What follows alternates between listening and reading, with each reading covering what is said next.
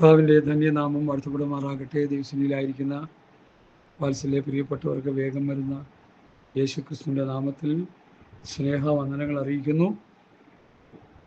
വളരെ പ്രാർത്ഥനയോടെ നമുക്ക് ദൈവസന്നിധിയിലായിരിക്കാം. ജൂൺ മാസം 2025 ജൂൺ മാസം 15-ാം തീയതി വീട്ടിലെ സഭായോഗമായി നമുക്ക് കടന്നു വരുവാൻ കർത്താവ് തന്ന വിലപ്പെട്ട സന്ദർഭത്തെ ഓർത്ത് നന്ദിയോടെ സ്തോത്രം ചെയ്യുന്നു.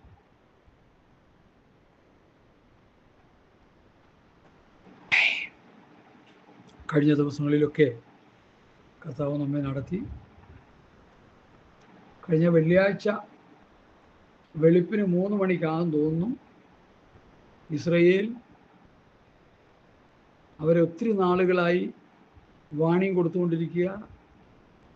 ഇറാന് നിങ്ങളാണ് ഞങ്ങൾക്കെതിരെ യുദ്ധം ചെയ്യിക്കുന്നത്. ഹിസ്ബുള്ള, ഹമാസ്, ഹൂതി അതുപോലുള്ള ഒത്തിരി തീവ്രവാദ സംഘടനകളെ പണം കൊടുത്ത് സ്വാധീനിച്ച്, ആയുധം കൊടുത്ത് സ്വാധീനിച്ച് അവർക്കെതിരെ യുദ്ധം ചെയ്തുകൊണ്ടിരിക്കുക. എന്നാൽ ആ നീചമായ പ്രവൃത്തിക്കെതിരെ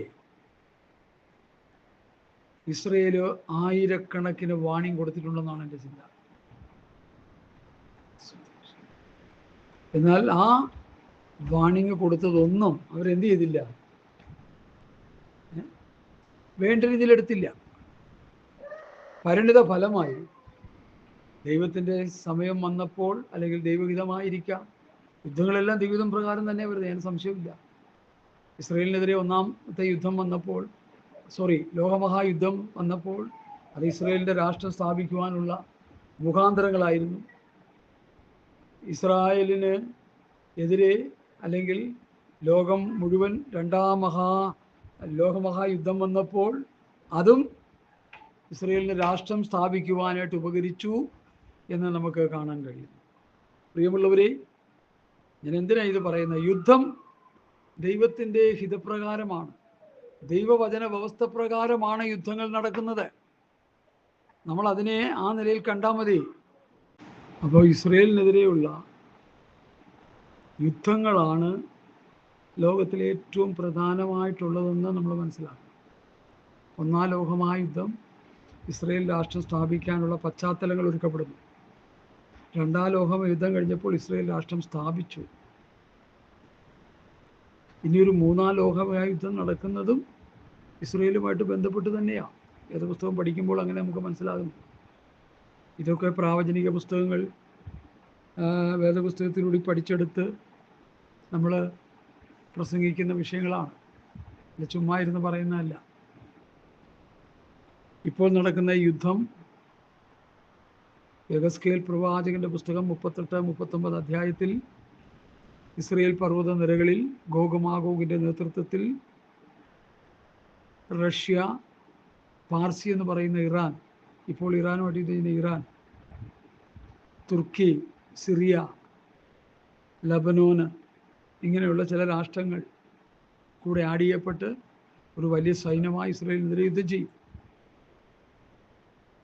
അതിൻ്റെ മുന്നോടിയായിട്ടാണ് ഇപ്പോൾ ഇറാനുമായിട്ട് യുദ്ധം ചെയ്ത് ഇറാനെ കണക്കിന് പാഠം പഠിപ്പിക്കും എന്നാണ് ഇസ്രയേൽ പറഞ്ഞിരിക്കുന്നത്.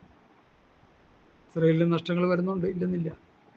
എന്നാൽ ഇറാന് വരുന്ന നഷ്ടം ഭീകരമായിരിക്കും, ഭീകരം.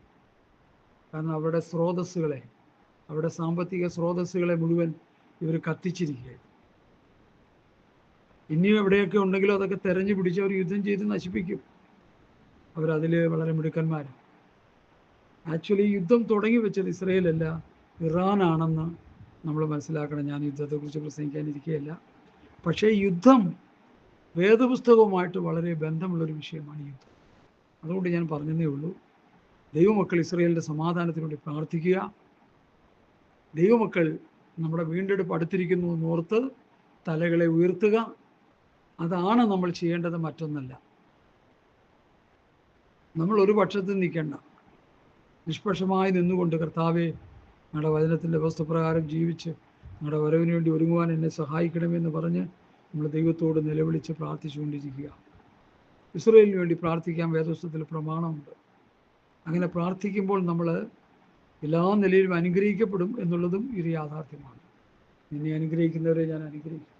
അവരെ പ്രാർത്ഥിച്ച് അനുഗ്രഹിക്കുമ്പോൾ ദൈവം നമ്മെ അനുഗ്രഹിക്കും. അത് വചനമാണ്. അതുകൊണ്ട് ഞാനതങ്ങനെ പറഞ്ഞു. ഇനി ഞാനതിൽ നിന്ന് വിരമിച്ച് വചനത്തിലേക്ക് വരിക. ഇന്ന് എനിക്ക് വായിക്കാനായിട്ട് ഞങ്ങൾക്ക് കർത്താവ് തന്നൊരു അധ്യായം 1 പത്രോസ് 4-ാം അധ്യായമാണ്. 1 പത്രോസ് 4-ാം അധ്യായം. പത്രോസിൻ്റെ 1-2 ലേഖനങ്ങൾ ഘനമുള്ള ലേഖനമാണ്, ഈടുറ്റ ലേഖനമാണ്. എഴുതാനും വായിക്കാനും അറിയാത്ത പത്രോസിനെ എന്ത് ചെയ്തു? ദൈവം ഒരു വ്യക്തിയെ കൊണ്ട് എഴുതിപ്പിച്ചു. നിങ്ങളെ പ്രബോധിപ്പിച്ചും ഈ നിൽക്കുന്ന ദൈവത്തിൻ്റെ സത്യകൃപയിലാകുന്നു എന്ന് സാക്ഷീകരിച്ചുകൊണ്ട് ഞാൻ നിങ്ങൾക്ക് വിശ്വസ്ത സഹോദരൻ എന്ന് നിരൂപിക്കുന്ന സുലനോസ് മുഖാന്തരം ചുരുക്കത്തിൽ എഴുതിയിരിക്കുന്നു. ലേഖനം എഴുതിത്തരാൻ പോലും അറിയാത്ത പത്രോസ് ഇതാ പഠിപ്പില്ലാത്തവരും സാമാന്യ മനുഷ്യരെന്നറിയാൻ ആശ്ചര്യപ്പെട്ടു. അതിൽ ആരുണ്ട്? പത്രോസ്, യോഹന്നാൻ, യാക്കോബും ഉണ്ട്. ത്രിമൂർത്തികളാണ് അവർ. സഭയുടെ തൂണുകളാണ്. അവർ പറയുന്ന ഉപദേശത്തിലാണ് സഭ നിൽക്കേണ്ടത്. അവർ പറയുന്ന വ്യവസ്ഥയിലാണ് നിൽക്കേണ്ടത്. അപ്പോൾ തന്നെ അതിനോടൊപ്പം പൗലൂസും സ്തോത്രം യൂദയും ഒക്കെ ആഡ് ചെയ്യപ്പെടുന്നുണ്ട്. സ്തോത്രം. അപ്പോൾ ദൈവസഭയുടെ തൂണുകളായി നിൽക്കുന്ന കർത്താവിൻ്റെ ദാസൻ, അതിലൊന്ന് ഒരു തൂണായ പത്രോസാണ് ഈ ലേഖനം എഴുതുന്നത്. വളരെ ഈടുറ്റ ലേഖനങ്ങളാണ് രണ്ടും. ഇന്നത്തെ തിയോളജിക്കൽ സെമിനാരികളിൽ വേദപുസ്തകം പഠിച്ച് അല്ലെങ്കിൽ തിയോളജിക്കലായിട്ട് പഠനം നടത്തി PhD ബിരുദമെടുത്തവർ, വലിയ വലിയ ബിരുദങ്ങൾ എടുത്തവർ പോലും പത്രോസിൻ്റെ ലേഖനം പ്രസംഗിക്കുന്നത് കേൾക്കുമ്പോൾ നമുക്ക് ചിരി വരും. എൻ്റെ ഭാഷയിൽ പറഞ്ഞാൽ ദുഃഖം വരും. ചിരിയല്ല, എനിക്ക് ദുഃഖമാണ് വരുന്നത്. കാരണം തിരുവചന സത്യങ്ങളെ കോട്ടിക്കളയുമ്പോൾ, കൂട്ടുചേർക്കുമ്പോൾ, മറിച്ചു കളയുമ്പോൾ യഥാർത്ഥ ദൈവദാസന് ദുഃഖമാണ് ഉണ്ടാകുന്നത്. സ്തോത്രം. എൻ്റെ 2-ാം ലേഖനം 3-ാം അധ്യായത്തിൽ പറയുന്നുണ്ട്, പൗലൂസിൻ്റെ ലേഖനങ്ങളെ എന്ത് ചെയ്യുന്നു? കൂട്ടിക്കളയുന്നു. സ്തോത്രം. ഞാനത് നിങ്ങൾക്ക് വേണ്ടി ഒന്ന് വായിക്കാൻ താല്പര്യപ്പെടുന്നു. പൗലൂസ് തനിക്ക് ലഭിച്ച ജ്ഞാനത്തിന് തക്കവണ്ണം നിങ്ങൾക്കും ഇതിനെക്കുറിച്ച് സംസാരിക്കുന്ന സകല ലേഖനങ്ങളിലും എഴുതിയിട്ടുണ്ടല്ലോ. അവയിൽ ഗ്രഹിപ്പാൻ പ്രയാസമുള്ളത് ചിലതുണ്ട്. അറിവില്ലാത്തവരും അസ്ഥിരന്മാരുമായവർ ശേഷം തിരുവെഴുത്തുകളെപ്പോലെ അതും തങ്ങളുടെ നാശത്തിനായി കോട്ടിക്കളയുന്നു, കൂട്ടുചേർക്കുന്നു, മറിച്ചു കളയുന്നു. കൂട്ടുചേർക്കുക, വചനത്തിൽ കൂട്ടുചേർക്കുക, വചനത്തിൽ കോട്ടിക്കളയുക, വചനത്തെ കോട്ടിക്കളയുക, വചനത്തെ മറിച്ചു കളയുക. അതാണ് 8ഉം 10ഉം പോക്കറ്റുള്ള പാസ്റ്റർമാർ ചെയ്തുകൊണ്ടിരിക്കുന്നത്. ഇന്നത്തെ ന്യൂ ജനറേഷൻ പാസ്റ്റർമാരിൽ നല്ലൊരു ശതമാനവും ചെയ്തുകൊണ്ടിരിക്കുന്ന അതാ. വചനത്തെ കോട്ടിക്കളഞ്ഞ് കൂട്ടുചേർത്ത് മറിച്ചു കളഞ്ഞ് പ്രസംഗിച്ചുകൊണ്ടിരിക്കുക. അത് കേൾക്കുന്നവർക്കൊരു മുന്നറിയിപ്പ്, ജാഗ്രത. നിങ്ങളുടെ ആത്മീക കണ്ണ് പിശാച് കുത്തി പൊട്ടിക്കാൻ അത് മുഖാന്തരം ഇടയായിത്തീരും. നിങ്ങളുടെ ഹൃദയ കണ്ണ് പിശാച് കുരുടാക്കി കളയും. അതുകൊണ്ട് രക്ഷയ്ക്കായി വളരുവാൻ ദൈവവചനമെന്ന മായമില്ലാത്ത പാല് കുടിക്കാൻ ദൈവമക്കൾ ജാഗരൂകരായിരിക്കും. മായമില്ലാത്ത പാല് കുടിച്ച് വളർച്ച പ്രാപിച്ച് കർത്താവിൻ്റെ വരവിന് വേണ്ടി ഒരുങ്ങുക. അതാണ് ദൈവമക്കൾ ചെയ്യേണ്ടത്. അല്ലാതെ സ്തോത്രം സമയങ്ങൾ വെറുതെ നഷ്ടപ്പെടുത്തി കളയരുതേ. ഞങ്ങൾ നിങ്ങളോട് അറിയിച്ചതിന് വിപരീതമായി ഞങ്ങളാകട്ടെ സ്വർഗത്തിൻ്റെ ദൂതനാകട്ടെ നിങ്ങളോട് സുവിശേഷം അറിയിച്ചാൽ അവൻ ശപിക്കപ്പെട്ടവൻ. ആ വാക്യത്തേക്ക് നമ്മൾ വെറുതെ വികലമാക്കി കളയുക ചെയ്യുന്നു. ഞാൻ എപ്പോഴും ചിന്തിക്കുന്ന ഒരു വാക്യമാണ്. ഞങ്ങൾ നിങ്ങളോട് അറിയിച്ചതിന് വിധമായി. ആരാണ് ഈ ഞങ്ങൾ? ഞങ്ങൾ ദൈവത്തിൽ നിന്നുള്ളവരാകുന്നു. നിയോനം 4:6. ഞങ്ങൾ ദൈവത്തിൽ നിന്നുള്ളവരാകുന്നു. ദൈവത്തിൽ നിന്നുള്ളവൻ ഞങ്ങളുടെ വാക്ക് കേൾക്കുന്നു. ദൈവത്തിൽ നിന്നല്ലാത്തവൻ ഞങ്ങളുടെ വാക്ക് കേൾക്കുന്നില്ല. സത്യത്തിൻ്റെ ആത്മാവേതെന്നും വഞ്ചനയുടെ ആത്മാവേതെന്നും ഇതിനാൽ അറിയാം. അപ്പോൾ അപ്പോസ്തലന്മാരുടെ ഉപദേശം കേൾക്കാത്തവരാരാ? ദൈവത്തിൽ നിന്നുള്ളവരല്ല. അവരുടെ ആത്മാവ് പോലും മാറിക്കിടക്കുക. എന്നെ കേൾക്കുന്ന ക്രൈസ്തവ സമൂഹമേ, പെന്തക്കോസ്ത് സമൂഹമേ, ഞാൻ വചനമാണ്, പ്യുവർ വചനമാണ് ഞാൻ പറഞ്ഞുകൊണ്ടിരിക്കുന്നത്. അപ്പോസ്തലന്മാർ പറയുന്ന ഉപദേശം ഞാനും നീയും കേട്ടില്ലെങ്കിൽ നമ്മുടെ ആത്മാവ് പോലും വഞ്ചനയുടെ ആത്മാവായി പോകുമെന്ന് യേശുവിൻ്റെ മാറിൽ ചാരിയിരുന്ന യോഹന്നാൻ അപ്പോസ്തലൻ ശക്തമായിട്ട് തൻ്റെ ലേഖനം 1-ാം ലേഖനം 4-ാം അധ്യായത്തിൻ്റെ 6-ാം വാക്യത്തിൽ എഴുതി വച്ചിരിക്കുന്നു. നിങ്ങളത് വായിച്ചു പഠിക്കുക. എന്നോട് പോട്ടിയിടുന്ന ഒരു അച്ചായനുണ്ട് തൃശ്ശൂരിൽ. അച്ചായൻ വലിയ പ്രതിസന്ധി കിടക്കുക. എന്നോട് വിളിച്ച് പോട്ടിയിട്ട് ഞാൻ പറയും അപ്പോസ്തലന്മാരുടെ ഉപദേശം അനുസരിച്ച് ജീവിച്ച് പ്രാർത്ഥിക്കാൻ പറയും. അപ്പോൾ അച്ചായൻ എന്നോട് കയറി കൊമ്പ് കോർക്കി ബഹളം വയ്ക്കുമ്പോൾ ഞാൻ പോണം കട്ട് ചെയ്ത് കളയും. പറഞ്ഞാൽ അത് ഗ്രഹിക്കാൻ കഴിയാത്ത അവസ്ഥയിൽ തൻ്റെ ബുദ്ധിയെ സാത്താൻ ബന്ധിച്ചിട്ടിരിക്കുന്ന ഞാൻ മനസ്സിലാക്കി. പിശാച് ബന്ധിച്ചിട്ടിരിക്കുക. ക്ലിയർ വചനം കേൾക്കുമ്പോൾ എന്ത് ചെയ്യുക? പോരാട്ടമാണ്. അതുകൊണ്ട് ഞാൻ കൈകൂപ്പി വിളിച്ചു പറയാം, അപ്പോസ്തലന്മാരുടെ ഉപദേശമാണ് പുതിയ നിയമസഭയുടെ ഉപദേശം, ക്രിസ്തുവിൻ്റെ ഉപദേശം, പഥ്യവചനം, പഥ്യോപദേശം, ദൈവസഭയ്ക്ക് ഉപദേശം തരുന്നത് അപ്പോസ്തലന്മാരാണ്, അല്ലാതെ മോശയും കൂട്ടരുമല്ല. ആ മോശയും കൂട്ടരും ദൈവത്തിൽ നിന്ന് പ്രമാണം വാങ്ങി കൊടുത്തത് ഇസ്രായേൽ മക്കൾക്കാണ്. അത് മോശയുടെ പ്രമാണമെന്നും അത് ന്യായപ്രമാണമെന്നും പറയുമ്പോൾ ഗലാത്യർ 6:2 തമ്മിൽ ഭാരങ്ങളെ ചുമപ്പിൻ, ഇങ്ങനെ ക്രിസ്തുവിൻ്റെ ന്യായപ്രമാണം നിവർത്തിപ്പിൻ. അതിന് യോഹന്നാൻ്റെ 2-ാം ലേഖനത്തിൽ ക്രിസ്തുവിൻ്റെ ഉപദേശം എന്ന് പറയും. യാക്കോബ് തൻ്റെ ലേഖനത്തിൽ രാജകീയ ന്യായപ്രമാണം, സ്വാതന്ത്ര്യത്തിൻ്റെ തികഞ്ഞ ന്യായപ്രമാണം എന്ന് പറയുന്നു. പൗലോസ് 1 തിമോഥെയോസ് 6-3 വാക്യത്തിൽ കർത്താവായ യേശുക്രിസ്തുവിൻ്റെ പഥ്യവചനവും ഭക്തിക്കൊത്ത് ഉപദേശവും എന്ന് പറയുന്നു. പ്രവൃത്തി പുസ്തകം 2:42 അവർ അപ്പോസ്തലന്മാരുടെ ഉപദേശം കേട്ടുകൂട്ടായി ചപ്പം തുറുക്കി പ്രാർത്ഥന കഴിച്ചും പോകുന്നു. പുതിയ നിയമസഭയുടെ ആവിർഭാവം പ്രവൃത്തി 2 നമുക്ക് കാണാൻ കഴിയുന്നത്. ആ സഭ അവിടുന്ന് തുടങ്ങി. ആ സഭയിൽ 3000 പേര് രക്ഷിക്കപ്പെട്ടു വന്നു. അവർ അപ്പോസ്തലന്മാരുടെ ഉപദേശം കേട്ടുകൂട്ടായി ചപ്പം തുറുക്കി പ്രാർത്ഥന കഴിച്ചും പോകുന്നു. ഈ ഭൂമിയിൽ ഏതെങ്കിലും സഭ കർത്താവിൻ്റെ സഭയെന്ന് അവകാശപ്പെടുന്നെങ്കിൽ അവർ അപ്പോസ്തലന്മാരുടെ ഉപദേശം കേട്ട് കൂട്ടായ്മ ചപ്പം നുറുക്കി പ്രാർത്ഥന കഴിച്ചു. അല്ലെങ്കിലോ അത് സഭയല്ല. സഭ ഇഷ്ടം പോലെ കിടപ്പുണ്ടെന്നേ. കണ്ടെയ്നർ കണക്കിന് സഭ കിടപ്പുണ്ട് ഭൂമിയിൽ. കാശുള്ളവരൊക്കെ സഭ ഉണ്ടാക്കിക്കൊണ്ടിരിക്കുക. ഇപ്പോൾ അമേരിക്ക കാശുണ്ടാക്കി ഇവിടെ പാസ്റ്റർമാർക്ക് 500, 600, 700 വീതം കൊടുത്ത് അവിടെ മക്കളെ കല്യാണം നടത്താൻ നേരത്ത് 10,000 കൊടുത്ത് അങ്ങനെ അവരെ കൊണ്ട് സുവിശേഷ വേല ചെയ്യിക്കുന്നവരുണ്ട്. അതൊന്നും വേലയല്ല. വേല എന്ന് ചൊല്ലി വേലയില്ല സ്ഥലം പോലെ 4 പാടും തുറന്നുള്ള ജാലസുവിശേഷകരെ കൊണ്ടുവാ. മഹാകവി സൈമൺ സാർ പാടിയ ഒരു പാട്ടിൻ്റെ അർത്ഥമാണ്. വേല എന്ന് ചൊല്ലി വേലയില്ല സ്ഥലം പോലെ 4 പാടും തുറന്നുള്ള ജാലസുവിശേഷകന്മാർ, വ്യാജ സുവിശേഷകന്മാർ. ഇവിടെ ആരും സഭ ഉണ്ടാക്കണ്ട. ഇവിടെ ആരും സഭ ഉണ്ടാക്കണ്ട. എന്താ കാര്യം? സഭ പുസ്തകത്തിൽ കിടപ്പുണ്ട്. ആരും സഭ ഉണ്ടാക്കണ്ട. സഭ വേദപുസ്തകത്തിൽ കിടപ്പുണ്ട്. യേശുക്രിസ്തുവിൻ്റെ ശരീരമാം സഭ, കർത്താവിൻ്റെ മണവാട്ടിയായ സഭ അല്ലെങ്കിൽ കന്യകയായ സഭ, നിങ്ങൾ ദൈവത്തിൻ്റെ മന്ദിരമെന്നും ദൈവത്തിൻ്റെ മന്ദിരമാകുന്ന സഭ, അതിവിടെ കിടപ്പുണ്ട്. ആ സഭ അല്ലല്ലോ.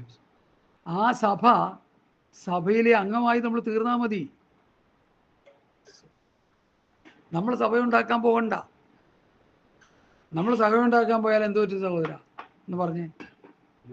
നിമ്രോതും കൂട്ടരും ആകാശം മുട്ട ഒരു ഗോപുരം പണിയാൻ പോയതുപോലെ ഇരിക്കും. തകർന്നു പോയതല്ല, ദൈവം തകർത്ത് കളഞ്ഞതാ. ഭാഷ കലക്കി പഠിക്കണോ അതൊക്കെ? ദൈവം ഭാഷ കലക്കി തകർത്ത് കളഞ്ഞ സഹോദര. തകർന്നു പോയതല്ല, ദൈവം തകർത്ത് കളയും. അപ്പോൾ ഒരു ദൂത് ഞാൻ പറഞ്ഞോട്ടെ, ക്ഷമിക്കണമേ. ദൈവവചന വ്യവസ്ഥ പ്രകാരം പണിയാത്ത പ്രസ്ഥാനങ്ങളെല്ലാം പൊളിച്ചു കളയും ദൈവം. ഓരോന്ന് പൊളിച്ചുകൊണ്ടിരിക്കുക. പൊളിച്ച് ഇനി പൊളിയാനൊന്നുമില്ല. ഇന്ന് കാണുന്ന സഭകളെല്ലാം, വലിയ വലിയ മെഗാ ചർച്ചുകളെല്ലാം ദൈവം പൊളിച്ചിട്ടിരിക്കുക. അവിടെ കിടന്നുകൊണ്ട് കഴിഞ്ഞ ആഴ്ച നമ്മൾ കേട്ടു, കേരളത്തിലെ ഏറ്റവും വലിയ പ്രസ്ഥാനത്തിലെ സഭയിൽ കർത്താവിൻ്റെ മേശയ്ക്ക് വേണ്ടുന്നുള്ള വീഞ്ഞും അപ്പം ഉണ്ടാക്കി വെച്ചിരിക്കുന്നു.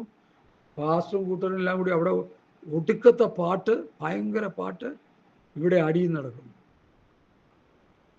ഞാനതിന് ഇൻ്റർനെറ്റിൽ ചെറിയ മെസ്സേജുകൾ ചിലർക്കൊക്കെ ഇട്ടു കൊടുത്തു.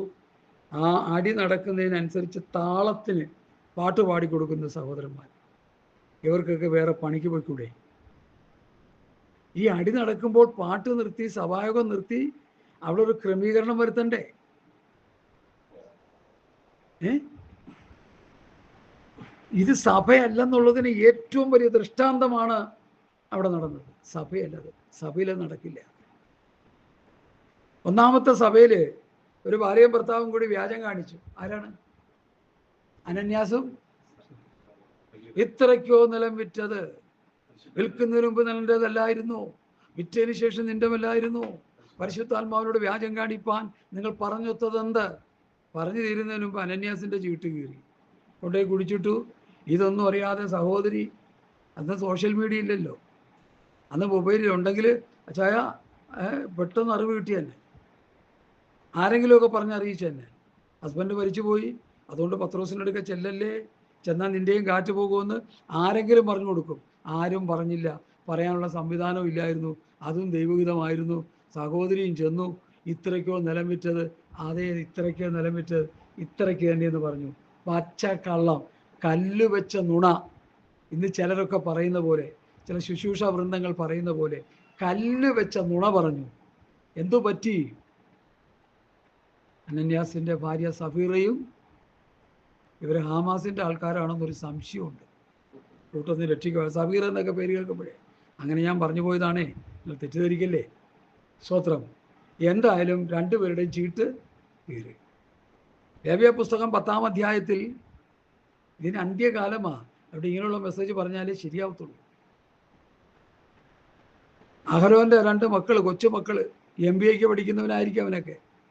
ഇപ്പം അങ്ങനെയാണല്ലോ, ഭാഷ മക്കൾ ആരും ഉപദേശിമാരാകത്തില്ല. വലിയ ഹയർ സ്റ്റഡി നടത്തി 10 ശമ്പളവും മേടിച്ചിരുന്നു തിന്ന് സുഖിച്ചുകൊണ്ടിരിക്കുക. നിങ്ങൾക്കൊക്കെ ഒരു മുന്നറിയിപ്പാണ് അഹരോന്റെ മക്കൾ. ഹല്ലേലൂയ. തങ്ങളോട് കൽപ്പിച്ചതല്ലാത്ത അന്യാജ്ഞ കൊണ്ടുവന്നപ്പോൾ എന്ത് പറ്റി? ദൈവത്തിൻ്റെ അഗ്നി അവരെ വിഴുങ്ങിക്കളഞ്ഞു. ലേവ്യ 16-ൽ, ലേവ്യ 10-ന്റെ 1, 2, 3, ലേവ്യർ 16-ന്റെ 1, 2, 3 ഈ പ്രസംഗം കേൾക്കുന്നവരെടുത്ത് വായിച്ചോണം. നേരത്തെ കേട്ടിട്ടുണ്ടെങ്കിലും വായിച്ചും പറഞ്ഞും കേട്ടും ഇതങ്ങോട്ട് തറവാകണം. എന്നിട്ട് മറ്റുള്ളവർ അഹരോന്റെ പുത്രന്മാരോട് ഇതൊക്കെ പറഞ്ഞു കൊടുക്കണം. അതിനായി ഞാനീ പ്രസംഗിക്കുന്നത്. മോശയോട് പറഞ്ഞു, അഹരോനോട് എപ്പോഴും അടുത്ത് വരരുത്, നിന്റെ 2 മക്കൾ തട്ടിപ്പോയി, ഇനി നിന്റെയും ചീട്ട് കീറാതിരിക്കാൻ നീ അടുത്ത് വരരുതെന്ന് അവരോട് പറയണമെന്ന് ദൈവപുരുഷനായ മോശയോട് ദൈവം പറഞ്ഞു. സ്തോത്രം. ഹല്ലേലൂയ. ഞാനിതെന്തിനാണ് ഇത് പറഞ്ഞത്? ഇന്നത്തെ പാസ്റ്റർമാർക്കും അവരുടെ മക്കൾക്കും ഒരു മുന്നറിയിപ്പാണ്, ഒരു ഇൻഫർമേഷൻ. ടൈറ്റാനിക് മുങ്ങുന്നതിന് മുൻപ് ടൈറ്റാനിക്കിന് വാണിംഗ് കൊടുത്തു, മഞ്ഞുമല വരുന്നു. അവർ പറഞ്ഞു, മഞ്ഞുമലയല്ല, ഏത് മലയാണെങ്കിലും അതിനെല്ലാം തകർത്തുകൊണ്ട് ഞങ്ങൾ മുമ്പോട്ട് പോകുമെന്ന് പറഞ്ഞു. അവസാനം കന്യയാത്ര, ബ്രിട്ടനിൽ നിന്ന് അമേരിക്കയിലേക്ക് ഉള്ള കന്യയാത്രയിൽ, സ്വത്രം, അത് ഇന്നേക്ക് 1 നൂറ്റാണ്ട് കഴിഞ്ഞു, തകർന്ന് തരിപ്പണമാകാൻ. ഒരു കാര്യം സംഭവിച്ചു.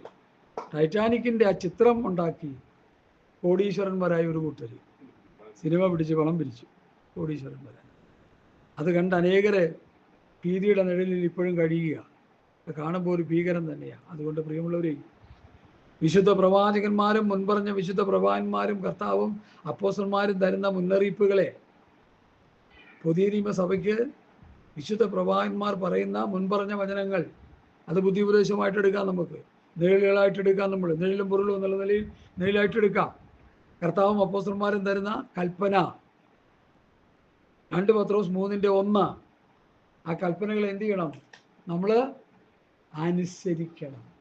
അനുസരിച്ചില്ലെങ്കിൽ എന്തോ പറ്റും? അനുസരിച്ചില്ലെങ്കിൽ എന്തോ പറ്റും പാസ്റ്ററെ? നമ്മുടെയും ചീട്ട് കീറും. അത്രയേ ഉള്ളൂ, വേറെ കുഴപ്പമൊന്നുമില്ല.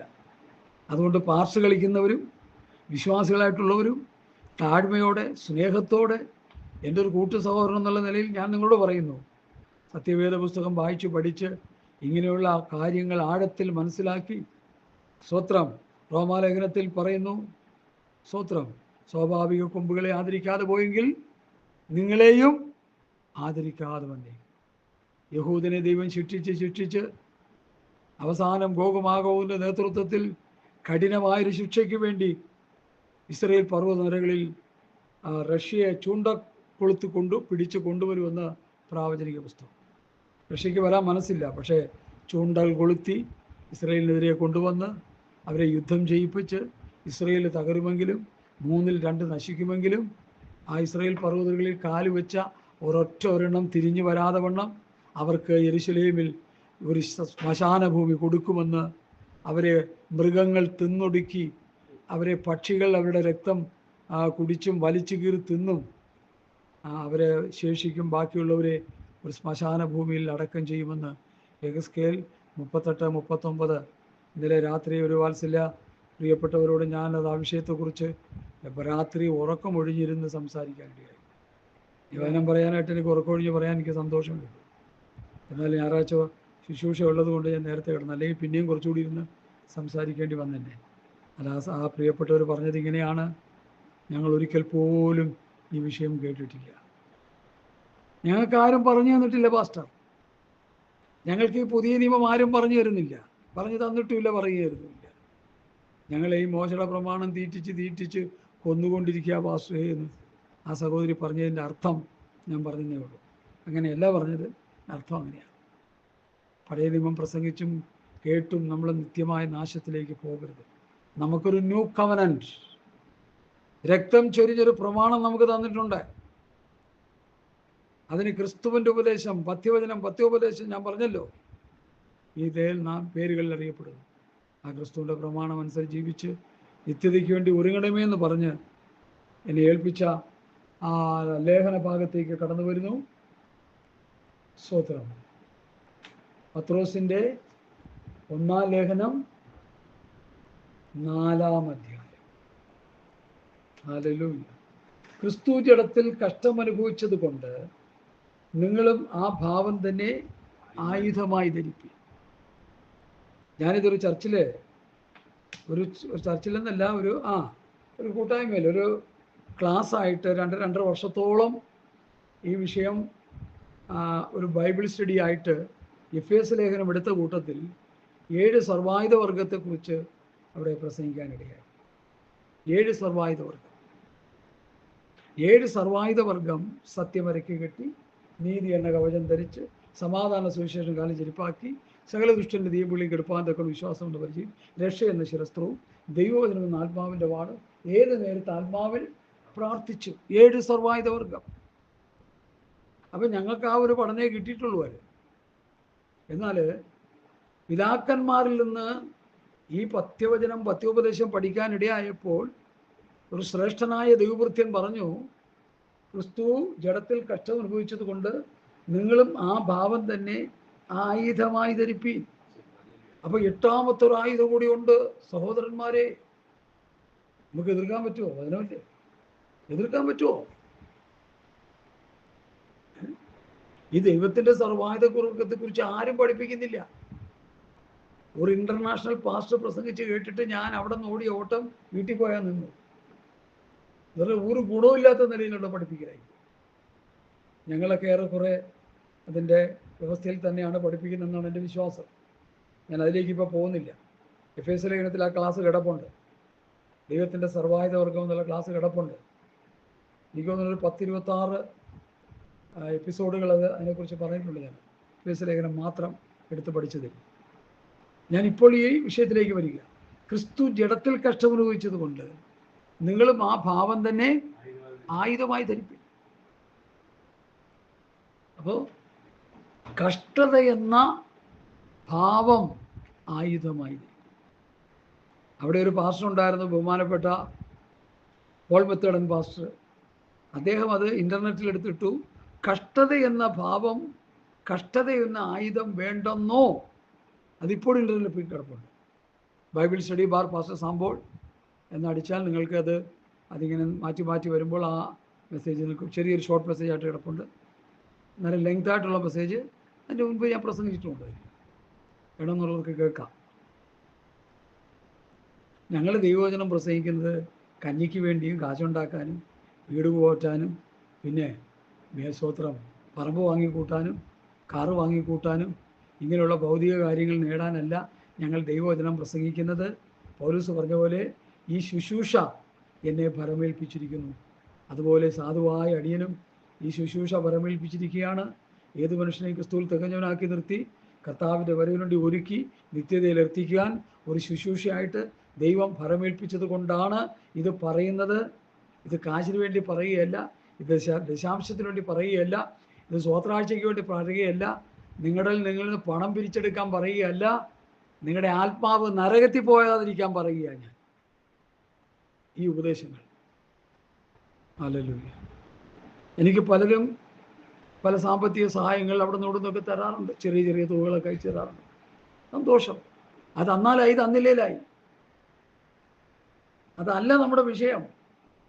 നമ്മുടെ വിഷയം ദൈവവചനം അനുസരിച്ച് അക്കരെ പോകാന്നുള്ളതാണ്. ജനത്തെ വചനം കേൾപ്പിക്കുക എന്നുള്ളതാണ്. ജനത്തെ നല്ല നിർമ്മലമായ മായമില്ലാത്ത പാല് കുടിപ്പിക്കുക എന്നുള്ളതാണ്.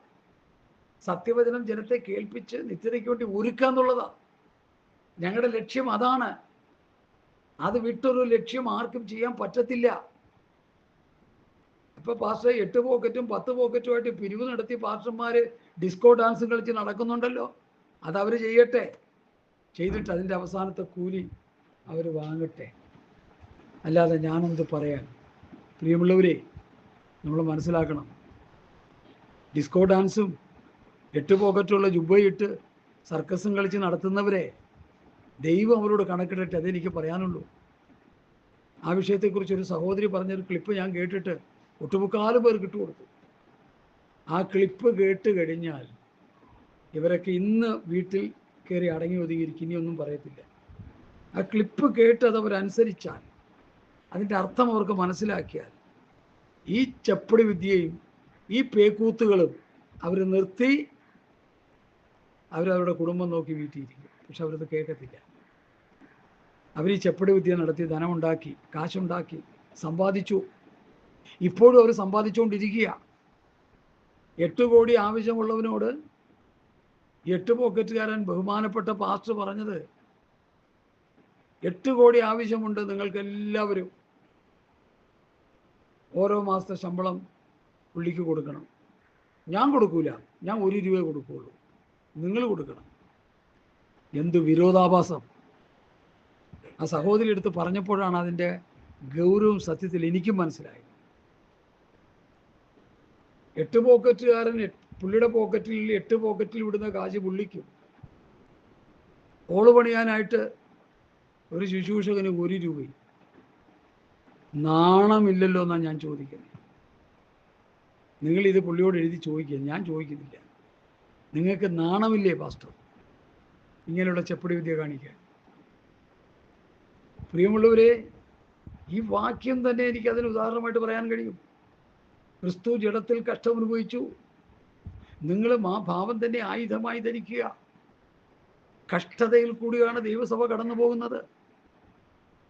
പ്രവൃത്തി പുസ്തകത്തിൽ ഇങ്ങനെ നാം അനേക കഷ്ടങ്ങളിലൂടെ ദൈവരാജ്യത്തിൽ കടക്കേണ്ടതാകുന്നു. അനേക കഷ്ടങ്ങളിലൂടെ. പത്രോസ് അതിനോട് ഒരു വാക്യം കൂടി ചേർത്ത് വെച്ചു, ക്രിസ്തു നിങ്ങൾക്ക് വേണ്ടി കഷ്ടമനുഭവിച്ചു. നിങ്ങൾ അവരുടെ കാഴ്ചയോട് പിന്തുടരുവാൻ ഒരു മാതൃക വെച്ചേച്ചു പോയിരിക്കുന്നു. എന്താണ് ആ മാതൃക? കഷ്ടത എന്നുള്ള മാതൃക. നോക്കി, എന്ത് മനോഹരമാണ് വചനം. കഷ്ടത ഒരു മാതൃകയായിട്ട് ദൈവമക്കൾ കർത്താവ് തന്നിരിക്കുക, ദൈവസഭയ്ക്ക് തന്നിരിക്കുക, ദൈവദാസന്മാർക്ക് തന്നിരിക്കുക, ദൈവവിശ്വാസികൾക്ക് തന്നിരിക്കുക, വിശ്വാസ കുടുംബങ്ങൾക്ക് തന്നിരിക്കുക. അത് വേണ്ടെന്ന് പറയുന്നവനെ പിശാചി 6 അടിക്കുമെന്നാണ് എൻ്റെ ഭാഷ. പലരെ അടിച്ചിരിക്കുക, പലരെ 6 അടിച്ച് പറത്തി ആത്മീയ കോളത്തിൽ നിന്ന് അവൻ്റെ സാമ്രാജ്യത്തിലേക്ക് പറത്തിക്കളഞ്ഞു. ഇനിയെങ്കിലും പ്രബുദ്ധരായ ദൈവമക്കൾ ഈ ആത്മീയ യാഥാർത്ഥ്യം ഒന്ന് മനസ്സിലാകണം. കഷ്ടതയുടെ മർമ്മം എന്താണെന്നും കഷ്ടതയുടെ അർത്ഥം എന്താണെന്നും കഷ്ടതയിലൂടെ ഒരു വ്യക്തി രൂപാന്തരം പ്രാപിച്ചു വരുന്നത് എങ്ങനെയാണെന്നും വേദപുസ്തകത്തിലൂടെ പഠിച്ചെടുക്കാൻ കഴിയാത്ത മന്ദബുദ്ധികളെപ്പോലെ നമ്മൾ ആയല്ലോ എന്നോർക്കുമ്പോൾ ഹൃദയത്തിൻ്റെ ഉള്ളിൽ വലിയ വേദനയുണ്ട് സഹോദരങ്ങളെ.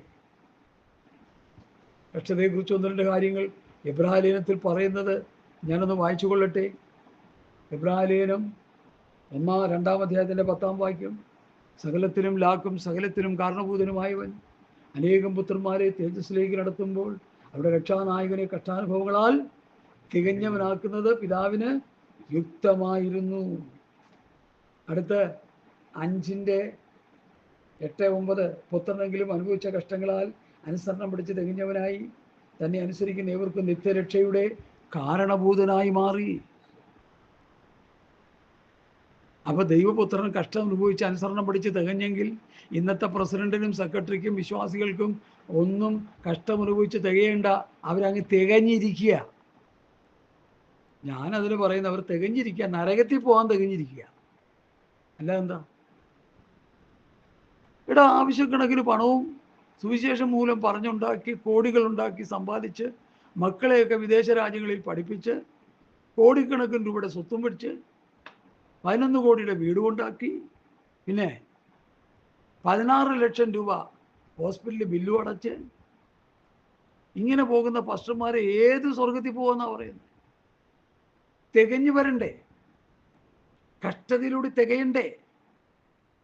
ഒരു കോടീശ്വരനായിരുന്നു തികയാൻ പറ്റുമോ? നമുക്ക് പറ്റില്ല. എന്താ തെളിവ്? നല്ലൊരു യൗവനക്കാരൻ, ഇന്നത്തെ ഏത് പെന്തക്കോസ്ത് പാസ്റ്റർമാരെക്കാളും വിശ്വാസികളെക്കാളും നല്ല മനസാക്ഷിയുള്ളൊരു ചെറുക്കനവൻ. ഗുരു നിത്യജീവൻ പ്രാപിപ്പാൻ ഞാൻ എന്ത് ചെയ്യണം? മോശയുടെ പ്രമാണം അനുസരിക്കുക. കുഞ്ഞുനാളിൽ ഞാൻ അനുസരിച്ച് വരുന്നു. ആരാ? യേശുവിനോടാ പറയുന്നത്. യേശുവിനോട് ഉടായ്പൊന്നും നടക്കത്തില്ല, ഉള്ളതുപോലെ പറയണം. പാസ്റ്റർമാരോട് എന്ത് ഉടായ്പ പറഞ്ഞാലും അവർ അറിയത്തില്ല, അവർക്ക് മനസ്സിലാക്കാനുള്ള കാര്യമില്ല, അതിനുള്ള ബോധമില്ല. എല്ലാവരോടും അല്ല കേട്ടോ, ചിലരോടൊക്കെ പറഞ്ഞു കഴിഞ്ഞാൽ അവർക്കത് മനസ്സിലാക്കാൻ പറ്റും. ആത്മാവിൽ വിവേചിക്കുന്ന യുവാസന്മാർ ഇന്നും ഉണ്ട്, അന്നും ഉണ്ട്. സ്വത്രം. എന്ത് പറ്റി? നിന്റെ ധനം നിനക്ക് തടസ്സമാണ് കുഞ്ഞേ. അത് വിറ്റിട്ട് എന്ത് ചെയ്യണം? പുത്തൂറ്റിലും പിന്നെ കുറേ കൊണ്ടുവന്ന് യൂസഫലിയുടെ കയ്യിലും, യൂസഫലിയെ കൊടുത്താൽ തിരിച്ചു കൊടുക്കും, പലിശ കൊടുക്കും, ഇൻട്രസ്റ്റ് കൊടുക്കും. അതുപോലെ മുഖ്യന്മാർ പലരും പുള്ളിയുടെ കൊടുത്ത് കാശ് തിന്നുകൊണ്ടിരിക്കുക, എനിക്കറിയാം. പിന്നെ പല ബാങ്കുകളിലും ഇഷ്ടംപോലെ പലിശ കിട്ടുന്ന ബാങ്കുകളിലും ഇടാനായിട്ട് സ്വത്രം കർത്താവ് പറഞ്ഞോ? ഇട്ടിട്ട് വരാൻ പറഞ്ഞു. വിറ്റ് ദരിദ്രർ കൊടുക്കും. ഈ മർമ്മം മനസ്സിലായിട്ടില്ല. പെന്തക്കോസ്ത് ഗോളത്തിന് മനസ്സിലാകാതെ കിടക്കുന്ന ഒരു വചനമാണ് ഞാൻ പറയുന്നത്. കർത്താവ് പറഞ്ഞ് ഞാൻ സെക്കൻഡ് ചെയ്യുക, കുഞ്ഞേ നീ അത് വിറ്റ് ദരിദ്രർക്ക് കൊടുക്കുക, എന്നിട്ട് എൻ്റെ പിന്നാലെ വാ, എന്നാൽ നിനക്ക് സ്വർഗത്തിൽ നിക്ഷേപം ഉണ്ടാവും. ഇത് കർത്താവ് പറഞ്ഞത് തന്നെയാണ്. അത് 1 തരം 2 തരം 3 തരം. അതിനെ ആരും വെള്ള പൂശാൻ ശ്രമിക്കണ്ട, അതിനെ ആരും വികലമാക്കാൻ ശ്രമിക്കണ്ട. അങ്ങനെ ശ്രമിച്ചാൽ നിങ്ങൾ ദൈവത്തോട് കണക്ക് കൊടുക്കുന്നവരായിത്തീരും.